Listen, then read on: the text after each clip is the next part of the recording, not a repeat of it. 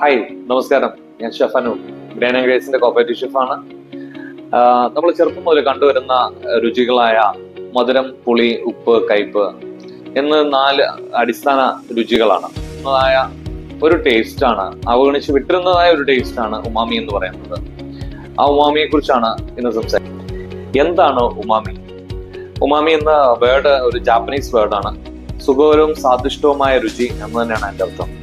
Japanese സയന്റിസ്റ്റുകൾ അവരെ ഈ മഷ്റൂമിലും ടൊമാറ്റോയിലും ഒക്കെയുള്ള ഗ്ലൂട്ടാമേറ്റ് എന്ന അമിനോ ആസിഡ് ആണ് ഈ ഇത്തരം ഒരു രുചി കൊടുക്കുന്നത് എന്ന് കണ്ടെത്തുകയും ആ രുചിക്ക് നമ്മൾ ഉണ്ടാക്കുന്ന ഫുഡിനെ, ആ ഭക്ഷണ പദാർത്ഥത്തെ, അതിന്റെ രുചിയെ വേറൊരു തലത്തിലേക്ക് കൊണ്ടുപോകാനായിട്ടുള്ള ഒരു ശക്തിയുണ്ട് എന്ന് കണ്ടുപിടിക്കുകയുണ്ടായി. ഇൻഗ്രീഡിയൻസുകളിൽ ഉമാമിയുടെ ഫ്ലേവേഴ്സ് വളരെ അധികമായിട്ടുണ്ട്.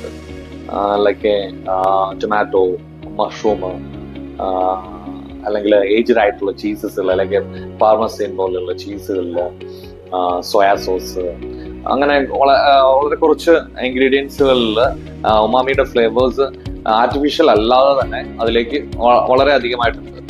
അപ്പോ നമ്മളുടെ ഫുഡിൽ, നമ്മളുടെ ഉണ്ടാക്കുന്ന വിഭവത്തിൽ എല്ലാത്തിലും അല്ല, അതിന് യോജ്യമായ ഡിഷസുകളിൽ ചെയ്യുന്നതിന് വേണ്ടിയിട്ട് ആർട്ടിഫിഷ്യൽ അല്ലാതെ നിങ്ങൾക്ക് ആ ഫ്ലേവേഴ്സുകൾ കൊണ്ടുവരണമെന്നുണ്ടെങ്കിൽ ഇത്തരം ഇൻഗ്രീഡിയൻസുകളെ അതിലേക്ക് ആഡ് ചെയ്യുകയാണെങ്കിൽ ആ ഫ്ലേവേഴ്സുകൾ കൂട്ടുന്നതിന് വേണ്ടിയിട്ട് ഉപകാരപ്പെടും.